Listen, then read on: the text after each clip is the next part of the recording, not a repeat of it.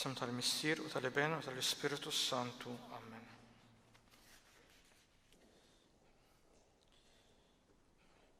Il-mulej ma'kom. Qari mill-Evanġeljum Qaddis skont San Ġwan. Glorja lilek, mulej. F'dak iż-żmien, fost dawk li telgħu biex iqimu lill-Alla fil-festa kien hemm xi Griegi. Dawn marru għand Filippu li kien minn Betsajda tal-Galilija u talbuh, Sinjur, nixtiequ naraw lil Ġesu. Filippu mar jgħid lill-Indri, u imbagħad Indri u Filippu marru jgħidu lil Ġesu. U Ġesu weġibhom. Waslet is-sija li fiha bin il-bniedem ikun glorifikat. Tassew ngħidilkom, jekk il-ħabba tal-qamħ ma taqax fl-art u tmut, hi tibqa' weħida, imma jekk tmut tagħmel ħafna frott. Min iħobb lil ħajtu jitlifha, imma min jobgħod lil ħajtu f'din id-dinja iħarisha għal ħajja ta' dejjem. Jekk xi ħadd irid jaqdini u għandu jimxi warajja. U fejn inkun jien, hemm ukoll ikun il-qaddej tiegħi. Min jaqdi lili il-missier jagħtih ġieħ. Issa qiegħed inħoss ruħi mħawda u x'naqbad ngħid. Missier, eħlisni minn din is-sija. Imma jien għalhekk ġejt għal din is-sija. Missier għati glorja lill-ismek. Dak il-ħin instema' leħen mis-sema jien diġà igglorifikajtu u nerġa' nigglorifikah. In-nies li kienu hemm semgħuh u qalu li kien qiegħed iried. Oħrajn qalu kellmu xi anġlu. Ġesu wieġeb, dan il-leħen ma ġiex għalija imma għalikom. Il-ġudizzju ta' din id-dinja qiegħed isir issa. Issa se jitkeċċa il-prinċep ta' din id-dinja u meta nintrefa' l fuq mill-art jiena niġbed il-bnedmin kollha lejja. U għal dan biex jurihom bliema mewta kien sejjer imut. Il-kelma tal-mulej tifħir lilek Kristu. Per-Evanġelika dikta. L-Evanġelju li ħanissemgħu nhar il-Ħadd li ġej skont San Ġwan, kapitlu 12, jibda hekk. Kien hemm xi Griegi minn dawk li kienu telgħu biex jagħtu qima fil-festa. Mela resqu dawn lejn Filippu li kien minn Betsajda tal-Galilija u talbuh, ja Sidi, nixtiequ naraw lil Ġesu. Ekku, f'dan l-Evanġelju għandna nies ġodda jidħlu fix-xena sabiex jiltaqgħu ma' Sidna Ġesu Kristu. Dawn in-nies ġodda huma Griegi, ma nafux eżatt jekk kienux Lut li kienu jitkellmu biss bil-Grieg jew nies ta' nisel u kultura ellenistika Griega. U dawn minflok imorru direttament għand Ġesu, imorru għand id-dixxipli tiegħu. Ekku dawn mal-ewwel daqqatajn jisom ridu jiltaqgħu ma' Ġesu bid-dawra. Huma kienu semgħu xi ġubijiet illi Ġesu kien għamel Betanja bħalma meta qajjem lil Lażru u issa jixtiequ jkunu jafu aktar dwar Ġesu. Ekku tajb li ninnotaw f'dan l-Evanġelju li fejn il-Lut ifittxu lil Ġesu direttament, il-pagani għażlu triq daqsxejn komplikata. U dak li huma bdew b'mod komplikat spiċċa biex dak li rnexxilhom jaħtfu mingħand id-dixxiepli kienu wkoll komplikat. Kif ħanaraw aktar il-qudiem fit-test Evanġeliku. Ekku, imma ta' min jaħseb din fuq il-kwistjoni ta' komplikazzjoni. Ta' min jaħseb kif minn qabel żmien Abraham kienu ħafna pagani illi fittxew lill-Alla bl-erf tagħhom. Xi jerf dwar Alla bħal dak Grieg huwa pjuttost komplikat, biżżejjed wieħed isemmi il-metafiżika ta' Aristotele jew il-famuża letteratura it-Timew ta' Platon. pjuttost komplikati. Imma il-Lut ekku irċivew il-grazzja li jiltaqgħu ma' Alla il-veru b'mod aktar dirett, Jifieri jista' tiġina din l-idea f'moħħna.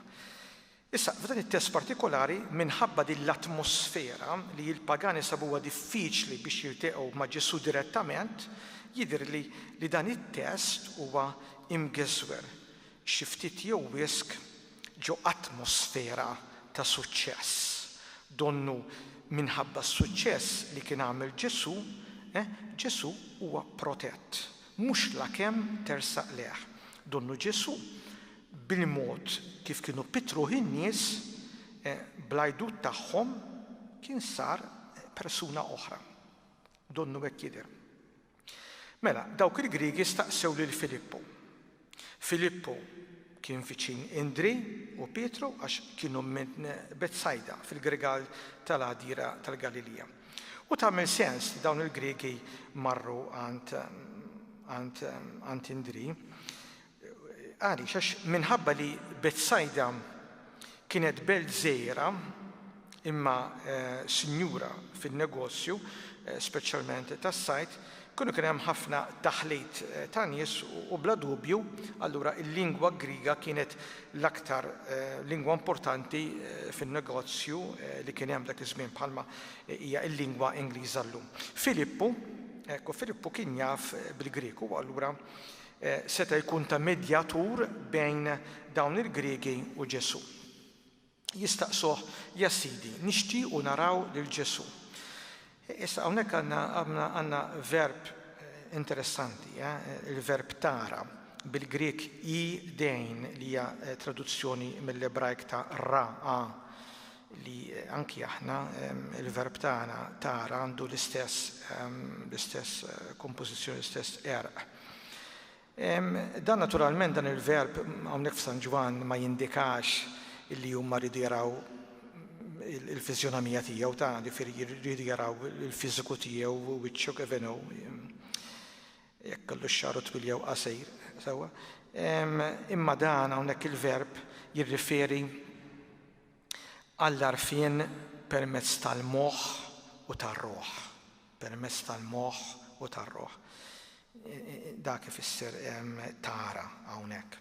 Mela dawn il-barranin, dawn il-Griegi li ġew mill-bogħod xtaqu jieħdu idea ta' Ġesu u forsi anke jemmnu fih. Jikompli l-Evanġelju jgħid mar Filippu jgħid lill-Indri u mbagħad Indri u Filippu qalu lil Ġesu. Weġibhom Ġesu u qal waslet is-sija li jissebbaħ bejn il-bniedem. Ekku Ġesu jagħti tweġiba lil Filippu u lill-Indri daqsxejn stramba. Ma jidilhomx, seta' jidilhom iva, jgħidilhom jiġu ħankellimhom. Le, ma jidilhomx hekk. Ġesu jibda diskors sħiħ fuq is-sagrifiċċju tiegħu li kellu jseħħ fuq il-Kalvarju u jibda billi iħabbar is-sija tiegħu waslet. Donna dik il-vista ta' dawk il-Griegi għal Ġesu kienet sinjal mis-sema li t-tmiem tiegħu fuq din l-art kien viċin. Ekku Ġesu bħal donnu ma seta' jagħmel xejn biex dik is-sija iħaffifha. Lanqas ma seta' jeħles minnha għax kienet neċessarja għal glorifikazzjoni tiegħu. Infatti b'din is-sija huwa jħabbar il-vera glorifikazzjoni tiegħu, il-veru seb. Illum din il-glorifikazzjoni mhux la kew qed jifhemha, meta id-dinja teżalta il-glorifikazzjoni permezz tas-suċċess dinji dak materjali, għad-dinja tal-lum dik hija l-glorifikazzjoni. Il-glorifikazzjoni ta' Ġesu hija l-ogħla wirja ta' imħabba, lotja pura lill-Missier. U jkompli jgħid l-Evanġelju tassew nidilkom jekk il-qamħa li tintefa' fl-art ma tmutx tibqa' weħeda, imma jekk tmut tagħmel ħafna frott. Ġesu hawnhekk kien jaf kif huma magħmula id-dixxipli tiegħu kemm huma dgħajfa u għalhekk Kristu lil dawk li xtaqu jifhmu s-sija jgħallimhom kollox permezz ta' parabola qasira ħafna li fija jpoġġi f'evidenza il-liġi tas-salib. Ekku, b'din il-parabola Ġesu jispjega wieħed mill-aktar suġġetti traġiċi tal-esistenza tagħna. Dik ir-realtà bejn ħajja u mewt, l-umiljazzjoni u l-glorifikazzjoni. Din is-sija misterjuża x'tindika għal San Ġwan li qed jikteb. Għal San Ġwan tindika żmien u spazju. Żmien u spazju. Żmien għaliex? Żmien għax tindika il-mument l-aktar estrem, dak tal-mewt u tal-qawmien. Żewġ estremitajiet kbar. Imma wkoll din is-sija tindika spazju. Għaliex? Għax minn fuq il-blata tal-Kalvarju għal-glorja fih dan il-missier. Qegħdin taraw? Żmien u spazju. Mill-mewt għal-qawmien, żewġ estremitajiet kbar, u minn fuq il-Kalvarju għal-ħdan il-missier.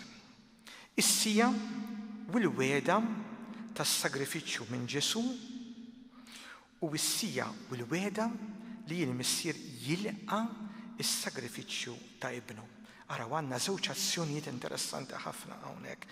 L-iben li jagħmel l-azzjoni għaliex għaddej mis-sagrifiċċju, imma anke l-missier qed jagħmel l-azzjoni għax qed jilqa' l-azzjoni ta' ibnu.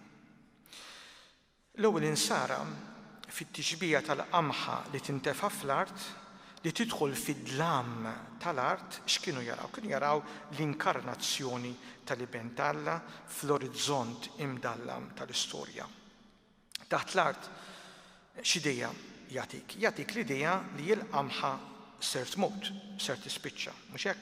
Infatti dak li jiġri, imma imbagħad hawnhekk joħroġ l-għaġeb għax minn din l-azzjoni toħroġ dik il-kwalità eterna fin-natura.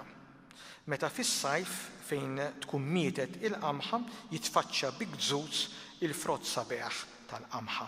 Ekku, fil-fatt darb'oħra nsibuha fl-Evanġelju skont San Mark, Ġesu kien ukoll qabbel ħajtu maż-żerrija tal-mustarda li żar waħda miżrieraħ, imma meta tikber toħroġ frijej tant kbar li jistgħu it-tjur tas-sema jistkennu taħthom.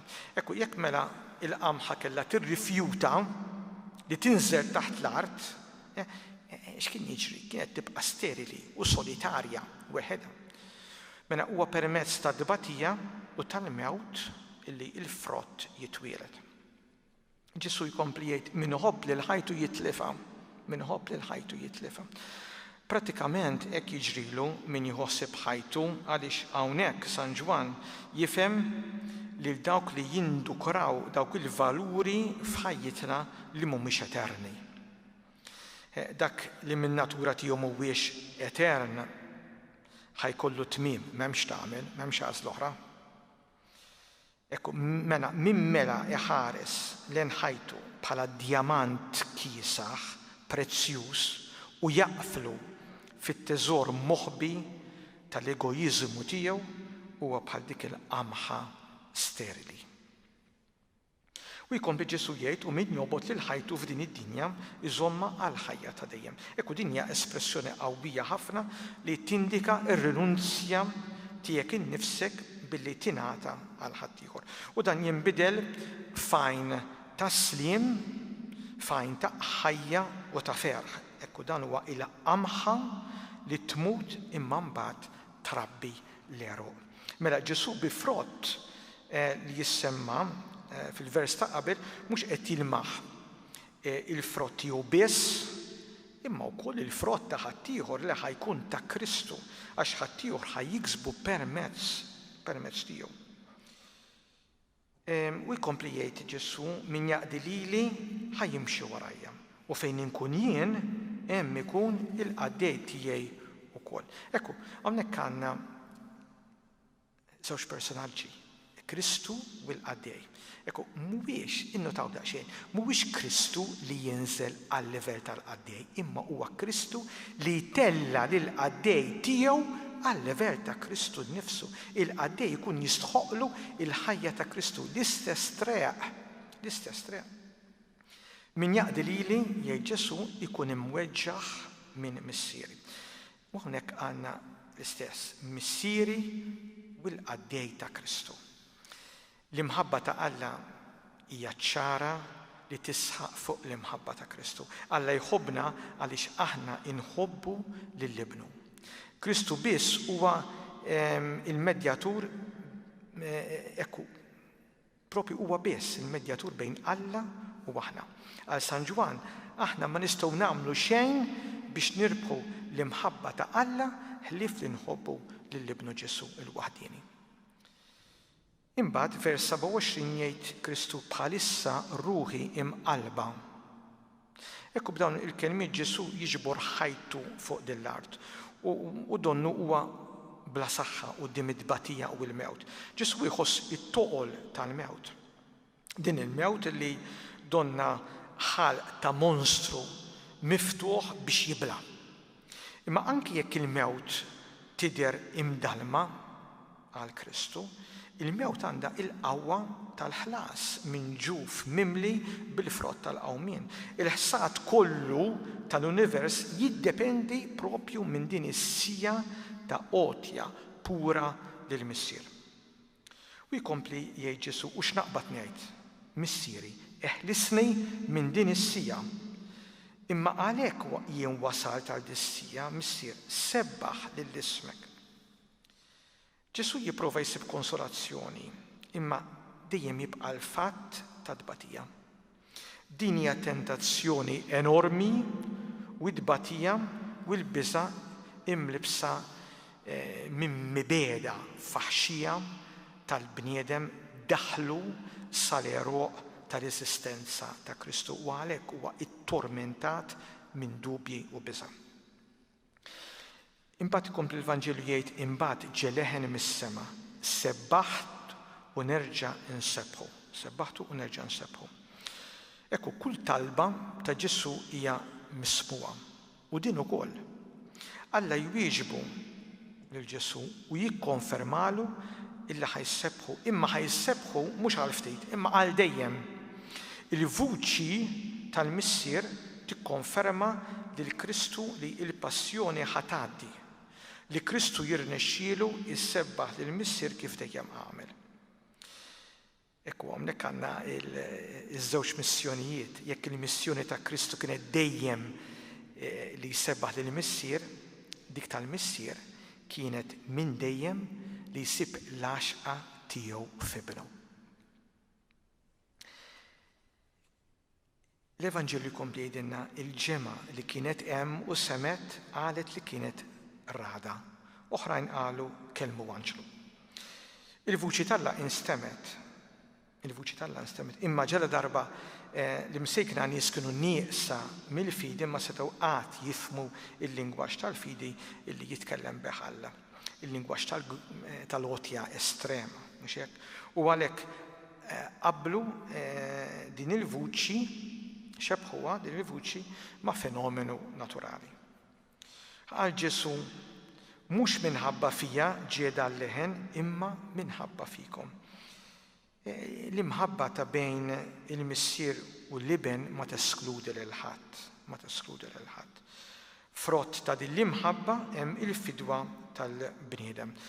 Tantu straordinarju u neċessarju dan l-att sagrifikali ta' Kristu veru Alla u veru bniedem għas-salvazzjoni tagħna li l-missier semma leħnu u l-iben wera li dak il-leħen ma kienx għalih imma għalina l-koll. Il-missier donnu jokrob biex aħna nemnu fl-imħabba sagrifikali estrema ta' Ibnu l-Aziz. Imbagħad jgħid Kristu issa jsir ħaq mid-dinja. Issa ir-rajes ta' did-dinja, ir-re ta' did-dinja jitkeċċa l-barra. Hawnhekk Alla qed jgħaddi ħaq. Alla qed jifred it-tajjeb mill-ħażin. Bis-sagrifiċċju ta' Kristu, ix-xitan mhux ħajibqalu saħħa fuq il-bniedem. bis-sagrifiċċju ta' Kristu ix-xitan mhux ħajibqalu saħħa fuq il-bniedem. U propju hawnhekk ma nistgħux ma niftakrux f'dak il-vers famuż tal-Ġenesi, il-bidu propju tal-gwerra bejn Alla u s-ser, bejn Alla u x-xitan. U jisħaqlek in-nisel tal-mara, jirreferi għal Kristonek, jisħaqlek rasik. Ekku. U jien meta nitwolla jgħid Kristu mill-art niġbed il kulħadd lejja. Din il-frażi terġa' tfakkarna fid-diskors ta' Kristu lil Nikodemu dak li smajna l-ħadd li għadda meta jitkellem minn Mose li dendel serb tal-bronz li kull min ħares li ġej infejja u Ġesu isemmi din il-ġrajja allura bħala profezija għal meta kellu u wkoll jiġi mdendel fuq salib u kull min iħares li jisalva. U għalhekk bla dubju Ġesu lil ħallili tajjeb qallu lejla tkun il-ġenna miegħi għaliex ħafna emnu f'Ġesu għax rawh jagħmel il-mirakli u ħafna minnhom ukoll telquh lil Kristu bda mill-Apostli li f'San Ġwan. Imma dan il-ħallili tajjeb ra lil Ġesu fl-ar kundizzjoni tiegħu, u emmen feħ fuq is-salib u emmen feħ. Ekku ħuti fl-aħħar jgħid għal dan biex ifisser bliema mewta kellu jmut.